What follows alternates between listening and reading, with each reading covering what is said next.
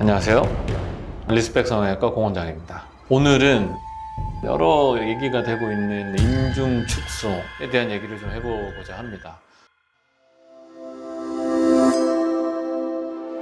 사실 인중은 우리 얼굴에서 인중이라는 신체 부위가 가지고 있는 해부학적인 역할은 폐하가 돼서 어떤 미용적인 기능, 외관상에 보여지는 겉모습 외에는 인중이 가지는 기능적인 역할은 없다고 보면 맞습니다. 예를 들어서 포유동물에 있는 강아지나 고양이 같은 경우에 콧구멍 주위의 까만 부분, 우리 인간의 인중에 비슷한 부위에 해당되는데, 동물들에게 있어서 이런 인중 부위는 기능적인 역할도 중요하기 때문에 사람과는 조금 다르다고 볼 수 있습니다. 사람은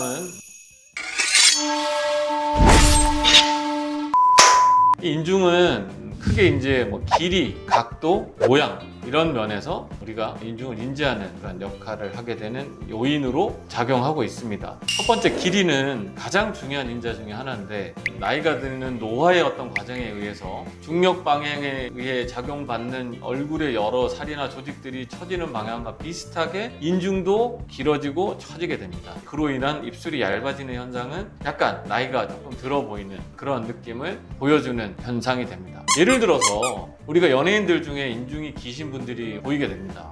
이게 직접 재보지는 않았지만 남성분의 대표적인 경우는 박보검 씨 같은 경우도 약간은 인중이 전체 비율에서 좀 긴 비중을 차지하게 됩니다. 인중이 길다는 것을 예를 든 이유는, 인중이 길다고 해서 이게 잘생겼다 못생겼다를 판단하는 기준은 되지 않는다는 걸 먼저 말씀드리고 싶어서 든 예시입니다. 다만 인중이 길면 얼굴 전체 비율에 있어서 약간의 어색함, 혹은 인중이 길므로 인해서 원래 또래 나이보다는 조금 더 길어 보이는 그런 면에서의 개선을 위해서 인중 수술을 선택하는 건 바람직하지만, 인중을 줄여서 내 얼굴이 갑자기 위쪽으로 굉장히 이뻐지거나 잘생겨지는 이런 방향성에 착안한 수술의 선택은 어림도없다!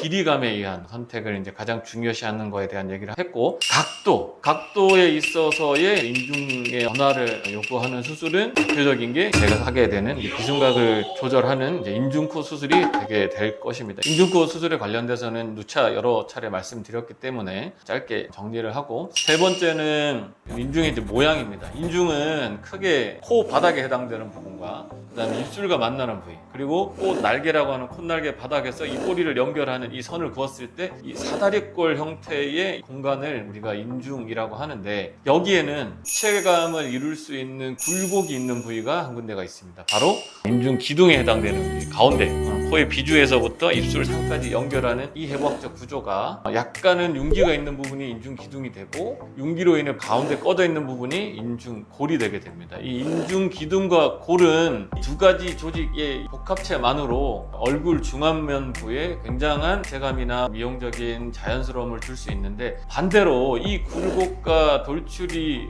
평평하게 없어지는 상태가 되면 오히려 거꾸로 굉장히 어색한 느낌을 주게 됩니다. 느낌상 조금 밋밋해 보일 수 있다는 거에 영향을 주는 중요한 인자가 됩니다. 그래서 이런 너무 밋밋한 느낌이 조금 강조되는 부분은 인중 오목술, 인중 골 수술 이런 것들이 여기에 해당되고, 여기에는 특별한 이물질이나 합성 물질이 들어가는 게 아니라 안쪽에 있는 근육과 조직을 배치를 달리하거나 혹은 절제 등의 방법을 이용해서 굴곡을 만들어주기 때문에 조금 더 안전하게 수술할 수 있습니다. 다만 이런 굴곡이 원래 선천적으로 굵은 사람에 비해서 그렇게 굵게 따라가기는 조금 어려운 한계점은 있습니다.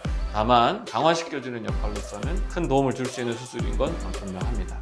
오늘 인중의 수술적 변화가 어떤 방법으로 가능한지, 인중의 변화는 어떤 형태로 가능한지에 대한 얘기를 좀 해봤는데요. 다음 시간에는 구체적인 사례로 다시 한번 얘기하는 영상을 만들어 보도록 하겠습니다. 이상 리스펙 성형외과 고원장이었습니다. 감사합니다.